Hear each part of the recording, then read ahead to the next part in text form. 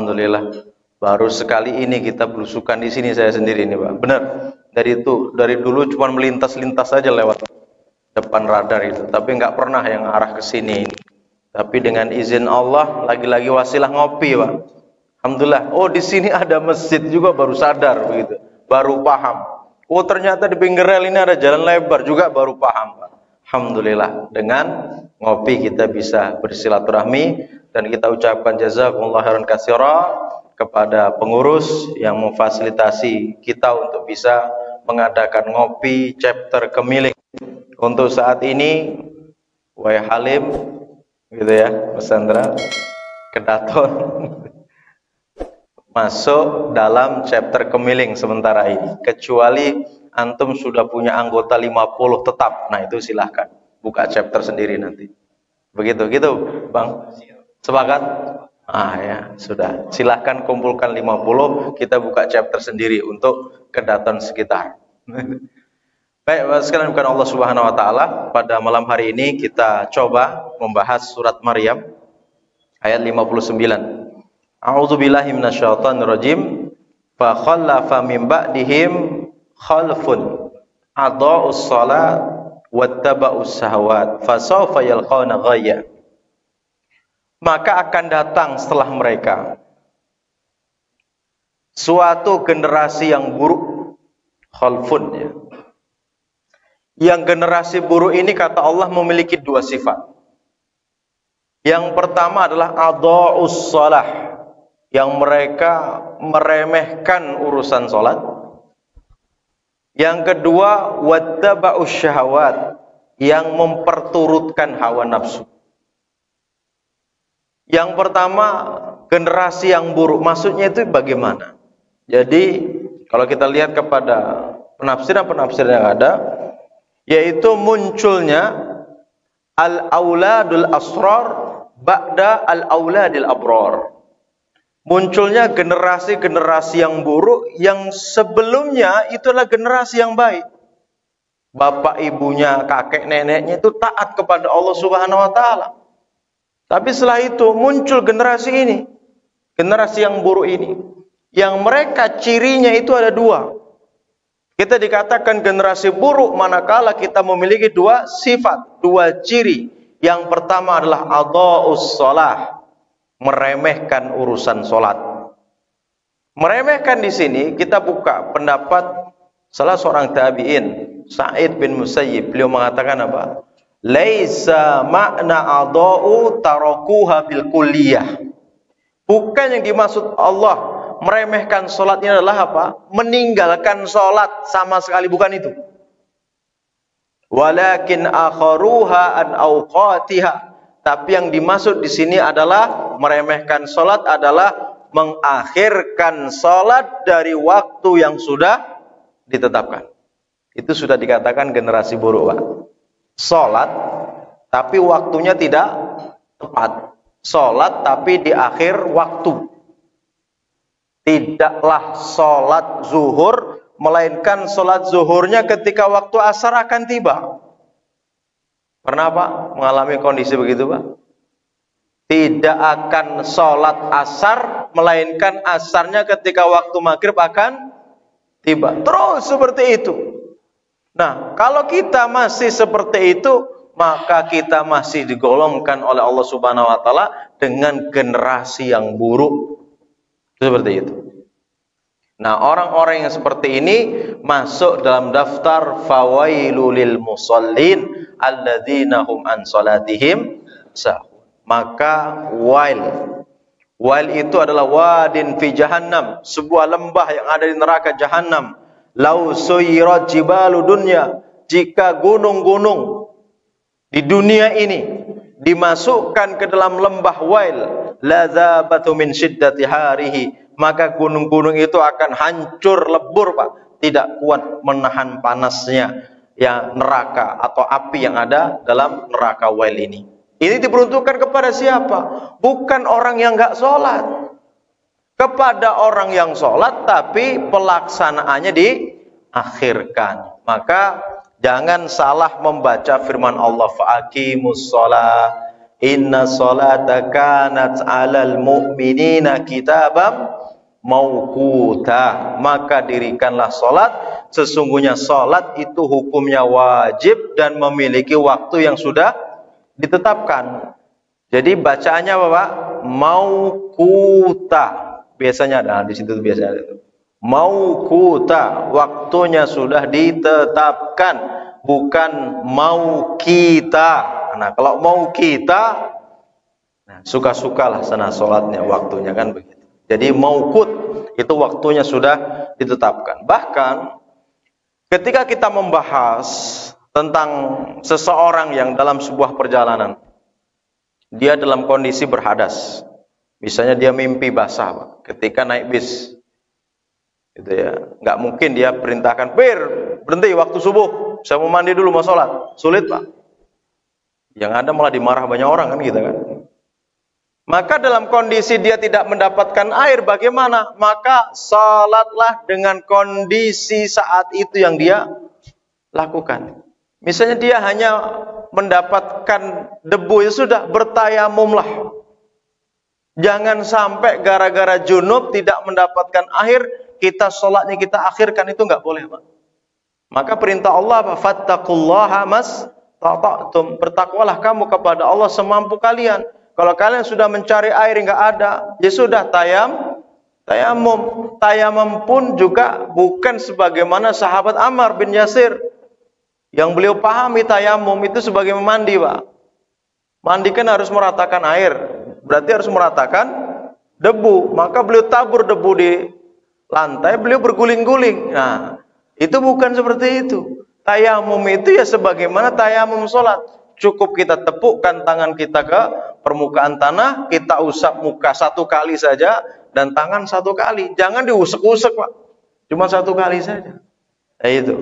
Nah, artinya dalam hal ini apa? Tidak boleh mengakhirkan sholat dalam kondisi apapun kecuali dalam 5 hal yang sudah dijelaskan oleh para ulama. Pertama, kapan, Pak? Ketiduran. Itu uzur syar'i. Man nama an sholatin, barang siapa yang ketiduran dari sholatnya. Saya sampaikan, saya tegaskan, yang namanya ketiduran itu sekali 2 kali, Pak. Kalau setiap subuh ketiduran terus, ini bukan ketiduran namanya. Ini namanya penyakit. Itu ya. Yang kedua, au nasiyaha, boleh mengakhirkan sholat di saat benar-benar lupa.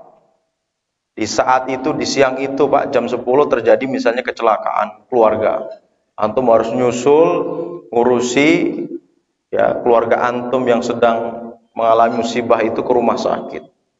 Ngurus sana, ngurus ini, tahu-tahu sadarnya jam 3, belum sholat zuhur. Maka di saat itu segera sholat ketika kita ingat. Segera ke masjid, wudhu, sholatlah. Itu tidak masalah. Memang kalau benar-benar lupa, ya, benar-benar lupa. Jadi pertama ketiduran, kedua lupa, yang ketiga menjamak takhir sholat. Ketika memang diperbolehkan untuk menjamak takhir. Sebab jamak ada berapa? Pertama, ketika hujan turun deras, maka boleh sebenarnya jamaah masjid kalau pas maghrib itu hujan deras, Pak. Itu dia boleh imamnya menjamak maghrib dengan isya, itu boleh, gitu ya. Tapi kalau untuk ditakhir nggak bisa, ya. Yang ditakhir kapan? Terutama ketika antum sedang safar. Jadi sebab kita boleh menjamak ketika kita safar. Misalnya kejebak macet nih, belum bisa ke masjid, maka boleh antum jamak takhir. Maghribnya sholatnya di waktu isya. Begitu juga ketika safar, karena zuhur belum ketemu masjid, sudah ya antum putuskan sholat zuhurnya nanti pas waktu asar. Itu namanya jamak takhir. Jadi mengakhirkan sholat ketika di jamak itu diperbolehkan. Yang keempat, kapan bolehnya? Ketika dalam kondisi takut masuk hutan kawasan, Pak. Saat itu masuk waktu subuh. Berhenti nggak kira-kira, Pak? Ustaz, aku sholat sambil nyopir. Fatwa ulama nggak boleh sholat sambil nyopir. Itu nggak boleh, sudah ada. Kalau antum sambil nyopir gimana? Allahu Akbar. Rem mas, oh iya gitu, mana mau gimana? Nggak boleh. Terus bagaimana? Ya silahkan lanjut saja sampai antum mendapati tempat yang aman. Daripada antum berhenti di hutan kawasan, ketika antum berhenti sholat di luar, malah pas salam belakangnya ada yang menggaung, itu gimana? Oh gitu ya, nggak tahu nyari mau pak gitu ya. Nah yang kelima, dalam kondisi ditawan, ini boleh kita mengakhirkan, ini boleh. Di luar itu nggak boleh. Di luar itu nggak boleh. Jadi bagaimana kita bisa sholat tepat pada waktunya? Ustadz, saya sholat, tapi sholatnya di rumah. Nggak pernah saya memenuhi panggilan azan yang ada di masjid. Antum buka fatwanya juga. Di saat ada pertanyaan seperti ini, apa jawaban para masyayikh? Terutama dalam kitab Lajnah Daimah lil Buhth wal Ifta, di sana jelaskan salatnya seseorang di rumah itu sah, tetapi dia berdosa kepada Allah Subhanahu wa taala karena Nabi sendiri sudah menegaskan bahwasanya ya sebaik-baik salat seseorang itu di mana, Pak? Di rumah, kecuali salat wajib dia harus di masjid. Itu seperti itu. Apalagi ketika kita baca surat Al-Qalam, Allah Subhanahu wa taala berfirman, "Yauma yukshafu an saqi wa yud'auna ila sujudi fala yastati'un." Pada hari ketika betis disingkap. Ketika nanti semua manusia berada di padang mahsyar, Pak. Kemudian Allah menampakkan wajahnya. Itu merupakan kenikmatan yang paling kita tunggu-tunggu, Pak. Kenikmatan yang paling terbesar kita pada hari kiamat adalah apa? Bisa melihat wajah Allah Subhanahu wa taala, bisa melihat wajah terang matahari yang ada itu, Pak. Nah, saat itu Allah Subhanahu wa taala berfirman, "Saya adalah Rabb kalian." Saat itu para manusia yang ada di saat itu, Pak, itu masih ragu, Pak. Kemudian ditanya, "Apa yang kau kenali dari Rabbmu?" Dijawab, "Innahu laisa kamitslihi syai'un." Rabbku itu tidak serupa dengan sesuatu. Kemudian Allah tersenyum lagi dan Allah mengatakan, "Saya adalah Rabb kalian." Maka orang-orang beriman saat itu langsung tersungkur sujud. Tersungkur sujud. Mereka berbahagia, senang, gembira karena bisa melihat wajah Allah Subhanahu wa taala. Khasyiatan absaruhum, tapi saat itu, Pak, ada orang-orang yang tidak kuasa untuk sujud. Dia ingin sujud nggak bisa. Dijelaskan dalam tafsir-tafsir yang ada, justru kepala mereka itu apa? Terbalik. Fala yastati'un, mereka tidak mampu untuk sujud. Khasi'atan absaruhum tarhaquhum dhillah. Mereka menundukkan pandangan begini, Pak. Nunduk, diliputi dengan sebuah kehinaan, malu. Karena yang lain bisa sujud, dia tidak bisa sujud. Waqad kanu yud'auna ila sujudi wa hum salimun, karena mereka dulu diseru untuk sujud, mereka enggan padahal mereka dalam kondisi sehat wal afiat. Siapakah mereka ini? Dijelaskan oleh para mufassirin, kanu yasma'una hayya 'alas shalah wa hayya 'alal falah falajibunaha. Mereka adalah suatu golongan yang mendengarkan panggilan, mari sholat, ya, mari menuju kemenangan, tapi mereka tidak memenuhi ajakan, tidak menyambut seruan tersebut, alias sholatnya tidak mau ke masjid. Maka bersyukurlah Bapak Ibu sekalian, Bapak sekalian yang Allah Subhanahu wa taala, kita ini menjadi laki-laki sejati, Pak. Laki-laki yang sholatnya di mana, Pak? Di masjid. Kalau sholatnya masih di rumah, kelaki-lakiannya masih dipertanyakan. Karena yang utama sholat di rumah itu siapa? Perempuan. Sampai Nabi mengatakan, sholatnya wanita di kamarnya yang sempit itu lebih baik daripada sholatnya wanita di ruang tamunya. Sholatnya wanita di ruang tamunya itu lebih baik daripada sholatnya wanita di teras rumahnya. Dan sholatnya wanita di teras rumahnya itu lebih baik daripada sholatnya wanita di masjid kaum. Masjid begini nih, Pak. Dan yang terakhir kata Nabi, wa sholatuki fi masjidil kaum khairun min salatuki fi masjidi ma'i. Dan salatnya kamu di masjid kaum seperti ini itu masih lebih baik daripada kamu salat di Masjid Nabawi bersamaku. Artinya apa? Sebaik-baik salatnya wanita di mana? Di rumah. Kalau laki-laki salatnya di rumah, berarti sebaik-baik wanita, bukan sebaik-baik laki-laki. Ya, itu seperti itu. Alhamdulillah. Dan bersyukur kita kepada Allah juga, mulai hari ini kalau antum kehilangan sandalnya sudah di masjid. Alhamdulillah. Kehilangan motornya di mana? Di parkiran masjid.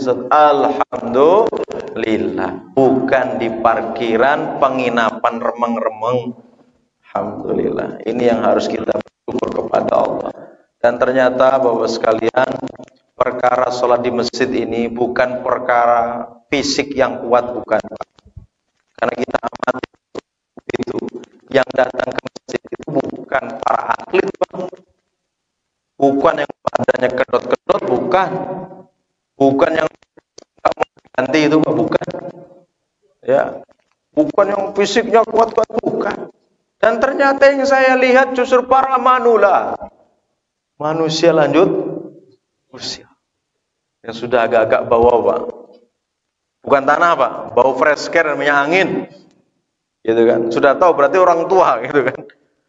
Berarti apa? Masalahnya adalah iman, bukan masalah fisik yang kuat atau tidak kuatnya, tapi ini masalah iman. Antum terpanggil, berarti apa? Antum adalah orang-orang pilihan. Kita sering sampaikan, kalau hanya sholat saja di rumah, Pak, dia itu masih muslim, Pak, tapi belum mukmin. Tapi kalau dia sholatnya sudah di masjid, maka dia sudah menjadi mukmin. Innama ya'muru masajidallah man amana billahi wal yaumil akhir. Hanya orang-orang berimanlah yang dia mampu memakmurkan masjid. Berarti apa? Stempel beriman itu kalau sholatnya antum di masjid, begitu. Nah, tapi belum soleh. Karena soleh itu harus dengan qiyamul lail, begitu. Karena Nabi menjelaskan, alaikum bi qiyamil laili fa innahu da'bus salihina qablakum. Hendaklah kalian salat malam, karena salat malam itu merupakan kebiasaan orang-orang soleh sebelum kalian. Jadi soleh dari masa ke masa, dari waktu ke waktu, itu dikenal dari mananya? Qiyamul lail. Begitu. Antum ketika ada seorang laki-laki ingin meminang putri antum, pertanyaannya satu, sholat kamu di mana? Di rumah apa di masjid? Di rumah. Pulang. Mukmin aja belum, apalagi soleh kamu ini. Sudah. Ditanya lagi, ada yang datang lagi, sholat kamu di mana? Di masjid, Pak. Oh ya, bagus, kamu sudah beriman berarti. Tapi kamu qiyamul lail enggak? Enggak, Pak, pulang. Berarti kamu belum soleh. Nah, datang yang ketiga. Kamu qiyamul lail enggak setiap hari? Oh, enggak pernah absen. Alhamdulillah. Saya senantiasa qiyamul lail, Pak. Nah, baru mantap nih. Nah, ini ada orang soleh ini, nah. Kira-kira ini. Tapi ternyata yang soleh ini sudah beristri biasanya. Kalau belum beristri ini kadang-kadang belum soleh ini kadang-kadang gitu ya. Bang Ferry langsung tersenyum. Peluang ini kan gitu ya. Apakah sudah ada peluang? Kelihatannya kalau hilal itu belum muncul. Ya, masih cemen. Tapi sudah lewat dari no comment ya. Allah alam bisa. Mungkin demikian. Jadi yang pertama itu meremehkan sholat, yang kedua adalah memperturutkan hawa nafsu. Mudah-mudahan kita diselamatkan Allah dari generasi yang buruk ya, generasi yang melihat sifat ini. Mungkin demikian sebagai pengantar kita untuk bicara pada kesempatan malam hari ini. Santai saja, Pak, karena mengacara ngopi ini santai sebenarnya. Jadi agak serius sedikit nggak apa-apa, karena berbicara sholat gitu ya. Silahkan sambil makan, sambil kalau ada kopi silahkan diminum kopinya ya. Ini ada kopi juga depan saya ini. Insya Allah mudah-mudahan menambah keberkahan kita semuanya. Baik, silahkan waktu saya kembalikan kepada pembaca.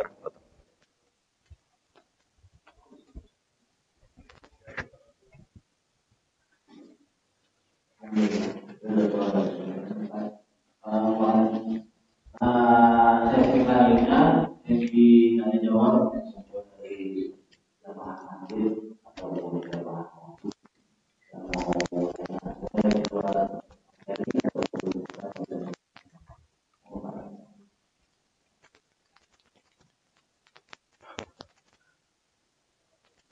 silakan. Waalaikumsalam. Ya. Ya, silakan.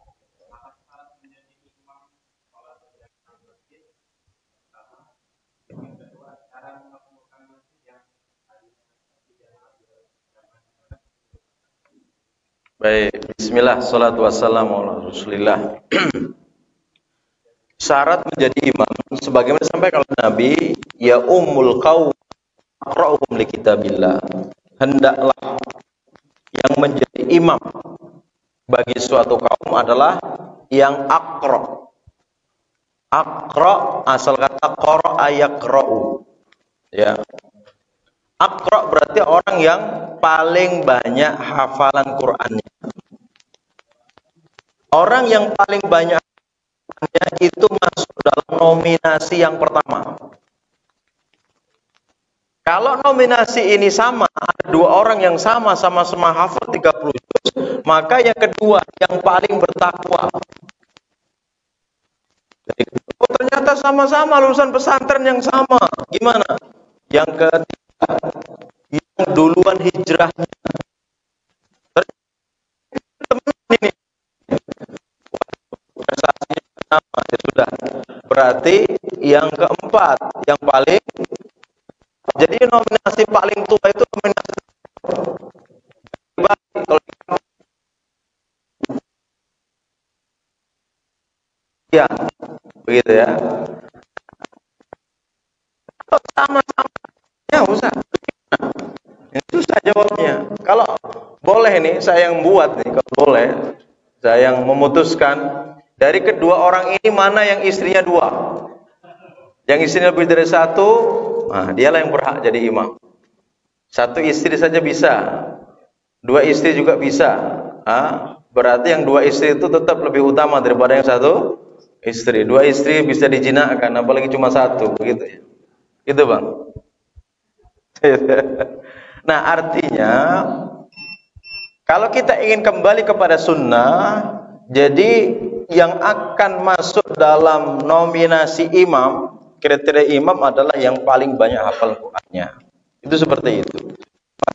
Ini kita sering ketika ditanya seperti itu, ya, di masjid itu sebenarnya akan terlihat masjidnya itu termanage dengan baik atau tidak itu ketika pelaksanaan sholat 5 waktu. Di masjid itu kira-kira dorong-mendorong apa tidak? Jadi ada imam dorongan, Pak. Ada imam tembak. Kalau sopir, ada sopir tembak. Kan begitu, Pak. Itu seringnya begini, ketika titik Allahu Akbar, Allahu Akbar. Hanya apa? Dorong-mendorong. Padahal kalau kita ingin kembalikan kepada sunnah Nabi, bagaimana? Al-mu'adzinu al-amlaku bil adzan. Seorang muadzin itu punya kuasa untuk adzan. Benar, seorang muadzin lah yang berhak untuk adzan. Tapi ingat, iqamah bukan haknya muadzin. Wal imamu amlaku bil iqamah, kata Nabi. Sedangkan imam itu punya kuasa. Yang punya kuasa untuk iqamat adalah imam. Artinya tidak boleh seorang muadzin itu kecuali sudah mendapat perintah dari imam. Hari ini kan enggak, Pak. Imam belum datang, berangkat. Kan itu kan. Sopir aslinya belum datang. Bertembak. Kecelakaan itu, Pak. Yang sering pakai tembak itu, Pak. Karena enggak menguasai gitu. Suruh malah ngegas, Pak. Bablas. Kan begitu. Nah, artinya ini kalau bisa dibenarkan begini. Itu sebenarnya tahu, Pak, mana yang bacanya baik, yang tidak baik, yang hafal Quran baik, itu tahu jamaah itu. Tapi terkadang mereka itu apa? Enggak enak. Kan begitu, Pak. Ya sudah, yang ada dinikmati saja. Kan seringnya begitu. Dan saya sering sampaikan juga, masjid tidak hanya di masjid ini, semua masjid yang hampir-hampir saya isi, saya sampaikan, berikanlah laluan kepada orang-orang yang memang secara sunnah dia punya kapasitas untuk menjadi imam. Karena kadang-kadang yang muda-muda itu banyak yang hafal Quran, yang hafalnya lebih banyak, bacanya lebih bagus. Karena tidak diberikan laluan, yang mana mereka mau maju, Langsung kalau bisa ketua DKM itu manggil tuh jamaah yang antum lihat hafalannya bagus-bagus itu. Nah, 1, 2, 3. Udah, antum tanya, antum hafalannya berapa juz ahi? Oh, 15 juz. Antum 10 juz, antum 3 juz. Gimana antum yang jadi imam? Nanti kita buatkan SK. Sebenarnya udah bismillah ya antum, udah sebenarnya. Begitu. Jadi itu yang banyak itulah yang nanti harus menjadi imam. Nah, dulu di zaman Nabi itu ada sahabat namanya Amr bin Salamah. Amr bin Salamah itu usia tamyiz, Pak. Usia 6 atau 7 tahun saat itu. Tapi oleh Nabi, dituduh oleh Nabi menjadi imam bagi kaum.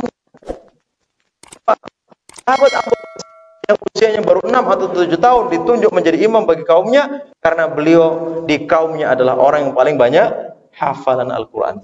Nah, itu seperti itu. Jadi ini kriteria, dan Imam Nawawi tetap menjelaskan Aqra adalah banyak hafal dan juga bacaannya baik. Kalau yang banyak hafalannya banyak, Pak, tapi yang bacaannya amburadul juga banyak. Gitu. Jadi yang hafalannya banyak dan juga bacaannya baik. Bila perlu yang jadi itu hafiz 30 juz dan sudah bersanad, itu masya Allah. Masjid ini kesannya angker bagi sebagian orang. Mereka menganggap masjid itu suci, gitu ya. Nah, maka bagaimana kita selaku pengurus menjadikan masjid ini tidak angker untuk mereka? Bagaimana masjid ini bisa terbuka? Terutama kalau saya amati, Pak, yang sering memanfaatkan masjid itu siapa? Para musafir kan, Pak. Mau dia nggak sholat pun dia berhentinya pasti di masjid. Saya sepakat jika ada masjid itu mereka memberikan layanan-layanan. Di antaranya apa? Kamar mandinya banyak. Tempat parkirnya luas. Bisa jadi, Pak, sopir-sopir itu belumlah sholat. Tapi ketika dia ke hamam, kamar mandinya itu berpapasan dengan orang-orang yang berjenggot, orang-orang soleh. Mudah-mudahan percikan-percikan aura kesolehan itu bisa ya mengimbas kepada diri mereka, berpengaruh pada diri mereka. Apalagi mereka sambil duduk ngeliatin orang sholat. Saya yakin kalau dia punya hati nurani, Pak, suatu saat saya akan juga sholat bersama seperti dia. Pasti akan begitu tuh, Pak. Maka jangan bakhil dengan fasilitas masjid, apalagi sampai masjid digembok, dikunci, begitu ya. Kalau memang ampli apa itu nggak aman ya, tinggal gimana caranya ya, amplinya dibawa pulang ya, pas adzan balik lagi ke sini. Intinya jangan sampai masjid tergembok, terkunci untuk mereka. Maka alhamdulillah hari ini muncul, Pak, masjid kayak Jogokarian, datang ke sana. Memang masya Allah pelayanannya luar biasa. Belum lagi ada Jumat berkahnya, ada usaha-usaha yang dibangun. Bahkan sekarang mereka membangun gedung-gedung. Kalau ada musafir nanti disiapkan gedung kayak hotel untuk menginap seperti itu, Pak, di Jogokarian itu, Pak. Di Al-Falah, Sragen juga saya amati juga sama. Itu disiapkan kotakan-kotakan untuk tidur itu, Pak, kasur-kasur itu. Itu subhanallah. Jadi bagaimana masyarakat itu dekat dengan masjid dan merasa nyaman di masjid. Kemudian juga ini masukan terutama pada para orang tua yang kadang-kadang lihat anak-anak itu ribut, kemudian marahnya itu terlalu berlebihan lah ya. Saya lihat, Pak, kita amati lah bersamalah. Anak-anak itu ke masjid usia kelas 3 SMP, Pak. Karena dia masih TPA, TPQ itu. Udah lulus SMP, bubar itu, Pak. Jadi kita itu nggak punya perangkat yang bisa menjaga mereka untuk tetap di masjid meskipun mereka sudah SMA gitu. Jadi ikatan itu terbatas TPA, TPQ gitu. Dah. Nah, berarti ini yang harus dipikirkan oleh pengurus masjid. Bagaimana setelah proses TPA, TPQ itu sudah diwisuda, itu bagaimana ada proses lanjutan di masjid itu? Yang tentunya disesuaikan dong dengan tantangan mereka, anak muda. Apakah disiapkan program-program yang mengikat mereka, dibuat event-event, mereka jadi panitianya. Intinya apa? Anak muda ini dilibatkan dalam kegiatan masjid. Kalau tidak, Pak, anak muda ini kakinya panjang, Pak. Ya, kakinya panjang, langkahnya besar. Lihat masjid itu sempit, gitu kan. Nah, apakah dibuat semacam nanti 3 bulan ada wisata kemana dari masjid atas nama masjid? Nah, itu bisa. Artinya ini sebuah terobosan-terobosan. Dan saat ini, Pak, anak muda kita lebih nyaman dengan apa, Pak? HP, duduk di pinggir rel, ya kan? Duduk di pinggir taman kota itu dengan secangkir kopi, Pak. Pesan 1 cangkir kopi itu 5 jam ngobrolnya, Pak. Itu sekarang. Nah, gimana masjid punya solusi untuk itu semuanya? Allah a'lam bishawab. Baik, silakan. Yang lain. Oh ya. Waalaikumsalam. Ya.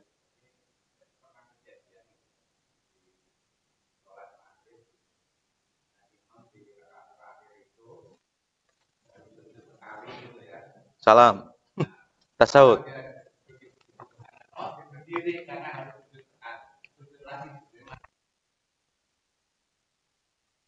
Paham.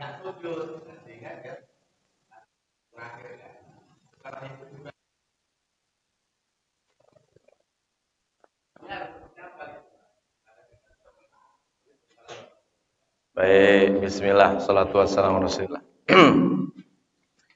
Memang ada kalanya imam itu sedang tidak fokus. Karena dari rumah itu lagi ada masalah dengan istri. Dicemberutin. Jadi Allahu Akbar itu muka istri yang cemberut, Pak. Cobalah, laki-laki itu begitu. Maka sok-soknya aja laki-laki itu kadang-kadang di luar. Gagah begini. Tapi kalau lagi ada masalah sama istri, motor masuk got. Ya kan? Kenapa terbayang gitu kan? Maka pesan para ulama itu apa? Wara'a rajulin azimin imra'atun. Di belakang seorang laki-laki yang hebat itu pasti ada seorang wanita. Itu ya. Seorang wanita aja hebat. Begitu ya. Nah, dalam hal ini bagaimana? Ini sempat juga, Pak, terjadi di masjid yang saya pas saat itu sholat di situ, sholat asar. Jadi hampir sama, mirip kasusnya seperti itu. Jadi dia itu kurang sujud, tapi jamaahnya terbelah 2. Jamaahnya ada yang dia mengatakan memang benar itu dia tasyahud, sudah tasyahud. Satunya, kalau yang di kita ini kurang rokaat. Kalau tadi kan kurang sujud, ini satunya kurang rokaat. Jadi ketika dia tasyahud, begitu, yang meyakini masih kurang rokaat, subhanallah, kan begitu. Yang merasa sudah cukup rokaatnya ketika imam berdiri, subhanallah lagi. Jadi imam itu duduk, tasyahud, di subhanallah lagi, berdiri, subhanallah lagi, duduk. Akhirnya apa? Dia sujud. Subhanallah juga, duduk lagi, subhanallah. Sampai dia akhirnya memutuskan tasyahud akhir, salam. Sambil mukanya itu nggak karuan itu, Pak. Kayak emosi itu. Karena apa? Ini makmumnya pada nggak fokus. Jadi yang ada hari ini itu justru gini, Pak. Imam itu sibuk dengan hafalan, makmum itu sibuk dengan hayalan. Nah, maka yang baru bangkit dari menghayal itu, baru bangun dari menghayal, jangan mengislah imam. Bahaya. Tadi kan, akhirnya ada 2 kubu itu. Ya imamnya yang bingung. Berdiri nambah 1 rakaat di subhanallah, duduk juga di subhanallah, sujud juga di subhanallah. Bolak-balik 3 kali, Pak, sampai Pak imam itu, Pak. Wadahnya gede, tinggi, setelah salam itu, mukanya itu kayak marah. Kalau toh marah, mau marah sama siapa juga kan imam itu, Pak, ya, karena jamaah semua itu saat itu. Nah, maka dalam hal ini pernah terjadi di zaman Nabi. Jadi saat itu Nabi sholat asarnya itu 2 rakaat. Setelah itu salam. Para sahabat nggak ada yang ngomong subhanallah, Pak, karena Nabi yang melakukan. Karena dikira oleh para sahabat yang mungkin asar saat itu boleh 2 rakaat, mungkin di qashar atau apa gitu kan. Tapi sahabat Zulyadain penasaran, akhirnya dia maju. Ya Rasulullah, apakah engkau lupa sholat asar kita ini dengan jumlahnya, atau engkau sengaja mengkosornya? Kata Nabi, tidak ada niatan saya untuk kedua-duanya, itu tidak ada. Saya tidak lupa dan juga saya tidak meniatkan untuk mengkosor. Kemudian Nabi tidak percaya dengan sahabat Zulyadaini. Beliau bertanyalah dengan para sahabat, benar apa yang dikatakan Zulyadaini ini, bahwasanya saya baru sholat 2 rakaat? Benar ya Rasulullah, engkau baru sholat 2 rakaat. Akhirnya apa? Ya sudah, sekarang kita berdiri, kita tambah 2 rakaat lagi. Jadi kalau ada kasus-kasus seperti itu, bagi makmum boleh Pak berbicara dengan imam, itu boleh. Ini namanya berbicara di saat memang dibutuhkan, itu boleh. Dan itu tidak membatalkan sholat. Sebagaimana sahabat Zulyadain tadi berbicara dengan Nabi, berkomunikasi dengan Nabi, itu Nabi tidak membatalkan sholatnya dengan mengulang sholat asar itu, tapi beliau hanya sekedar melanjutkan. Nah, artinya apa? Pembicaraan itu boleh. Nah, maka kalau kasus tadi Pak, ketika imam sudah bingung tadi, misalnya Pak, Bapak boleh maju seorang makmum. Pak Imam, kurang sujudnya. Itu boleh. Itu ya. Hah? Terus imamnya? Itu yang salah imamnya. Harusnya ketika sudah diingatkan seperti itu, seorang imam langsung duduk, ayo kita sujud 1 kali lagi. Sujud, setelah itu duduk tasyahud, kemudian setelah selesai baca tasyahud, sujud sahwi. Udah selesai. Sebenarnya kalau kita paham fikih sholat, bagaimana toleransi dalam sholat, itu kita tidak akan terlalu kaku seperti itu Pak. Contoh nih Pak ya. Bergerak di dalam sholat hukumnya boleh apa tidak? Boleh. Siapa yang mengatakan? Siapa yang bilang kalau bergerak lebih dari 3 kali batal sholatnya? Itu enggak kita dapatkan dalil-dalilnya itu. Justru yang kita dapatkan apa? Nabi itu kadang bergerak lebih daripada 3 kali. Pertama, kapan itu? Di saat beliau sedang sholat di rumah. Pintu dalam kondisi terkunci. Ibunda Aisyah mau masuk. Apa yang beliau lakukan Pak? Beliau berjalan. Ketika sholat itu, yang saat itu pintu itu persis ke arah kiblat. Beliau dekati pintu, beliau buka pintunya, beliau kembali lagi dan beliau lanjutkan sholatnya. Bergerak, berjalan, membukakan pintu berapa kali gerakan. Yang kedua, beliau pas sholat itu diganggu oleh jin ifrit Pak. Mainan di depan beliau, mengganggu sholat beliau.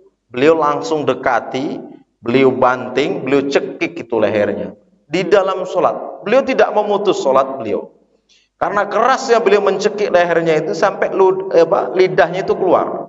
Dan meneteslah air ludahnya di tangan beliau. Dan beliau bersabda, hatta wajadtu barda min lisani. Saya benar-benar merasakan hawa dingin karena saya terkena air ludahnya itu.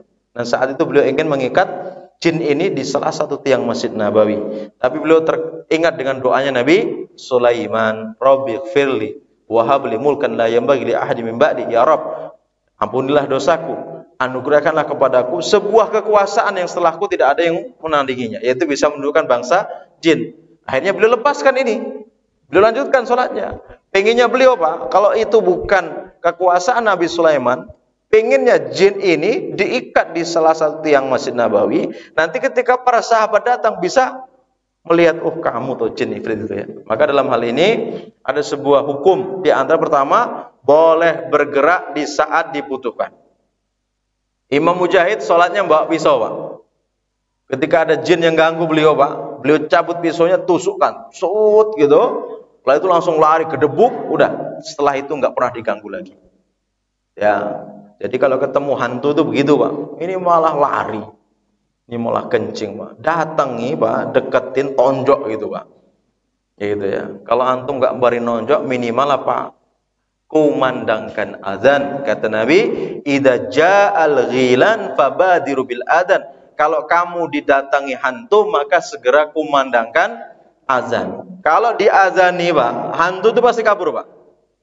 Tapi kalau sudah diazani nggak kabur, udah ambil batu tempuk itu pasti orang. Udah gitu aja. Ya, udah seperti itu. Nah, jadi terkait apa tadi yang ditanyakan tadi, itu boleh saja bergerak Berbicara itu boleh selama itu dibutuhkan dan sholatnya tanpa mengulang dari awal. Dilanjutkan saja karena itu dibutuhkan ya dalam sholat. Allah alam bisawab. Baik, masih ada 7 menit. Silahkan. Ya. Ya.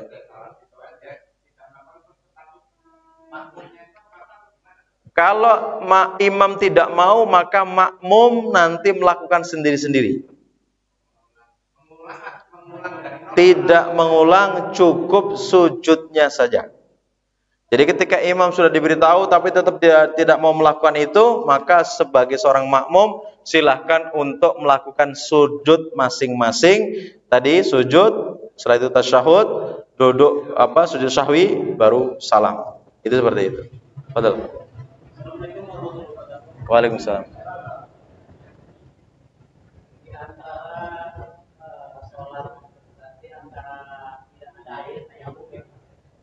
Ya. Itu kan kita mencari air. Ya. Nah, batasannya kita mencari air itu kemana jaraknya? Baik. Kemudian lagi tayamum itu kan untuk satu pekerjaan. Ya. Satu sholat saja. Bagaimana dengan sholat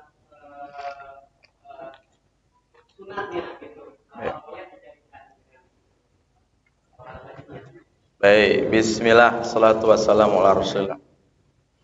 Nanti bisa dirujuk apa yang dijelaskan oleh Syekh Abu Bakar Jabil Al-Jazairi terkait pertanyaan itu. Kapan seorang boleh tayamum? Yang pertama, ya, dia dalam kondisi ya dan tidak memungkinkan untuk terkena air. Jika terkena air, maka lukanya akan semakin parah, apalagi bisa mengakibatkan kematian. Maka orang ini wajib tayamum. Satu. Yang kedua, ya, orang yang dia dalam keadaan apa? Dalam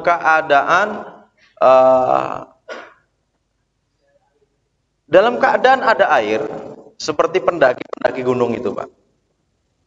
Dia ada air, cuman air itu adanya di bawah, di sungai.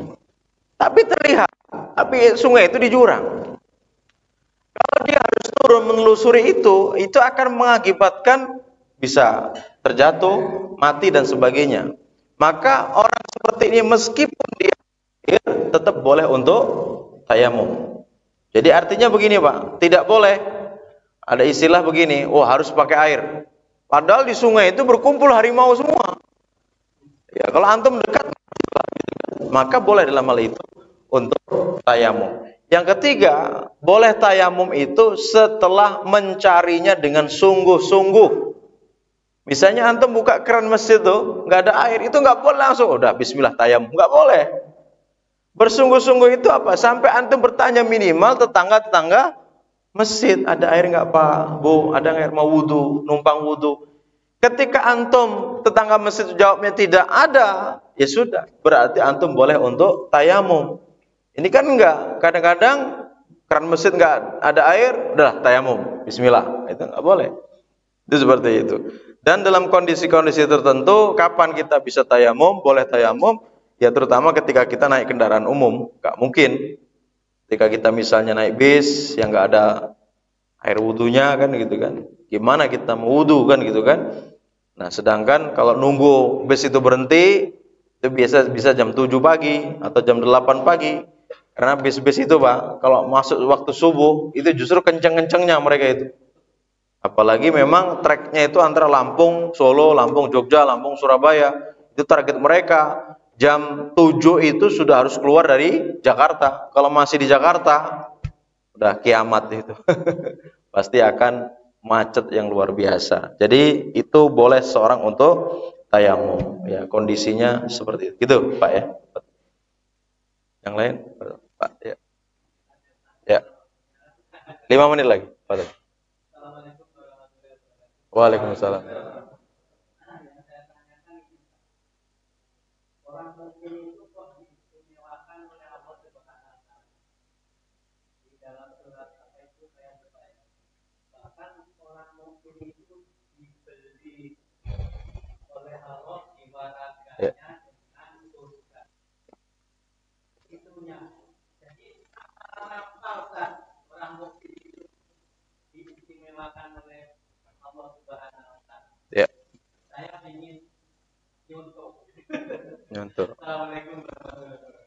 Waalaikumsalam.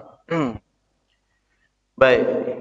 Nanti dibuka dalam surat Al-Anfal ayat 2, 3 dan 4. Innamal mu'minuna alladzina idza dzukira wajilat qulubuhum wa idza tuliyat alaihim ayatuhu zadatuhum imana wa ala rabbihim yatawakkalun. Sesungguhnya orang beriman itu adalah apabila disebut nama Allah bergetar hatinya. Artinya apa? Orang beriman itu memiliki rasa khasyah, rasa takut yang biasa kepada Allah Subhanahu wa taala. Dulu sebelum nemu buah mangga jatuh itu, wah rezeki. Kalau orang beriman bukan rezeki, ujian, musibah. Kita dulu belum mengaji nemu duit, nomplok 500.000, gimana nggak nomplok? Ustaz siap, wah, namanya ditraktir. Setelah makan selesai, Ustaz mau tahu nggak rezeki dari mana? Nemu duit, Ustaz. Lazim, akhi, kata Nabi, kalau kamu harus umumkan itu selama 1 tahun terlebih dahulu, baru kamu boleh makainya pun terhitung kamu berhutang. Kalau nanti setelah itu tetap ada yang mengembalikan. Artinya apa? Kalau dapat duit itu, Pak, justru bukan rezeki, itu malah tanggungan. Mau ngambil duit setelah ini? Nah, kalau masih mau, bukan orang beriman. Ini kan, pernah Pak, saya itu berburu Pak, marah-marah saya dengan tim saya itu. Jadi saat itu, pada setoran kan Pak, ada yang burung tekukur, ada burung ponai gitu kan. Ini ada ayam-ayaman, posisinya kok hidup. Kok bisa? Kamu bisa megang ayam-ayaman kok bisa? Padahal kamu kan pegang senapan, kok bisa hidup ini? Coba jujur kamu. Ini orang tua Pak, tak marah itu Pak. Coba jujur Pak, dari mana ini?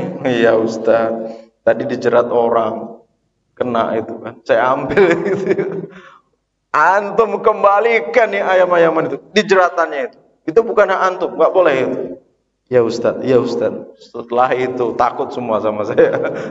Jadi sekarang itu sekedar ngambil sobekan daun pisang aja pada takut Pak. Karena memang bukan hak kita. Kita harus izin sama pemiliknya, nggak boleh sembarangan. Itulah orang yang beriman. Rasa takutnya tinggi kepada Allah Subhanahu wa taala. Kemudian wa idza tuliyat alaihim ayatu zadatum imana wa ala rabbihim yatawakkalun, dan ketika dibacakan ayat-ayatnya, ayat-ayat Allah, maka apa?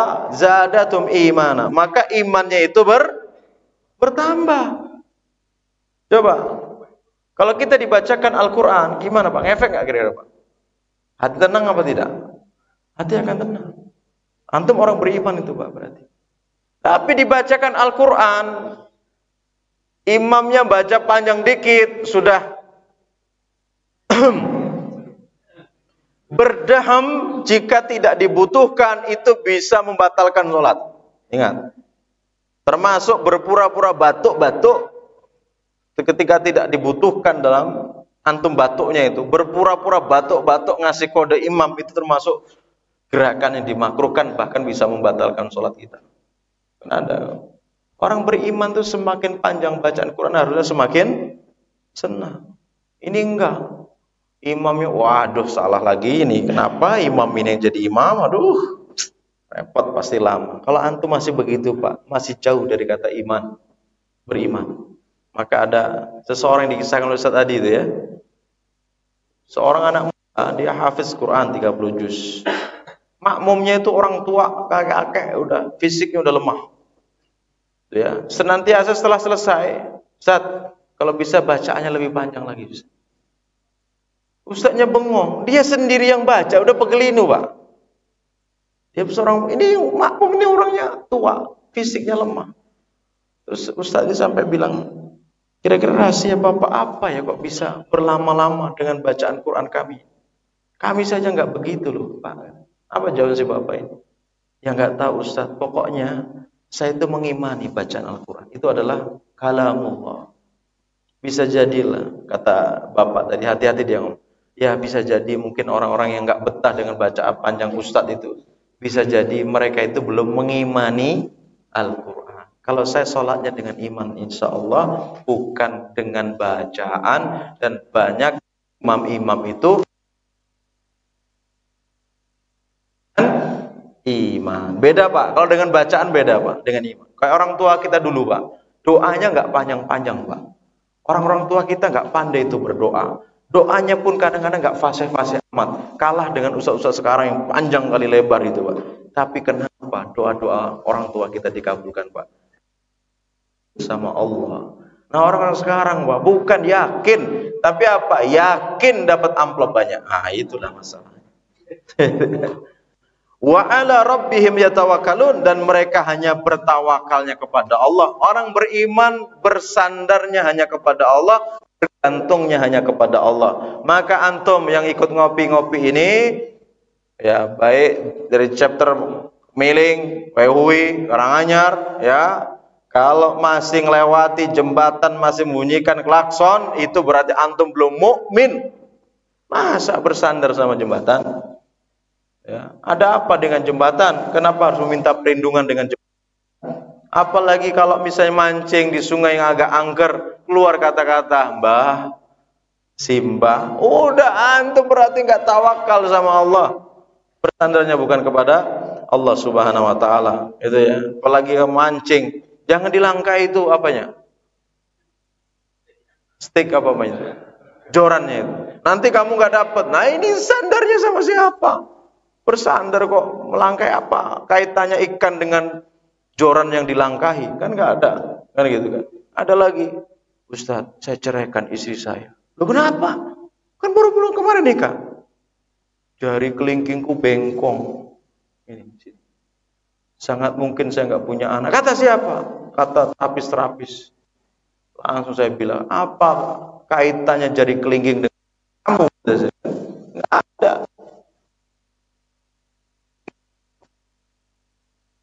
Ketawa dia.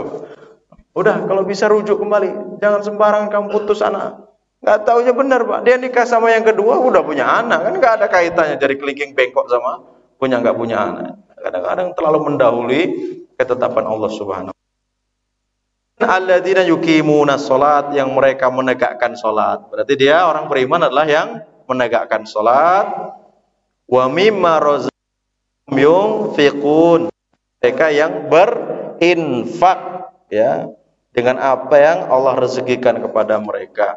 Kata Allah, ulaika humul mu'minuna haqqo, mereka adalah yang orang beriman itu ya begini gitu Pak. Maksudnya nah itu diantara sifat orang-orang yang beriman. Allah alam. Mungkin demikian, mudah-mudahan bermanfaat. Saya akhiri dahulu. Assalamualaikum warahmatullahi wabarakatuh.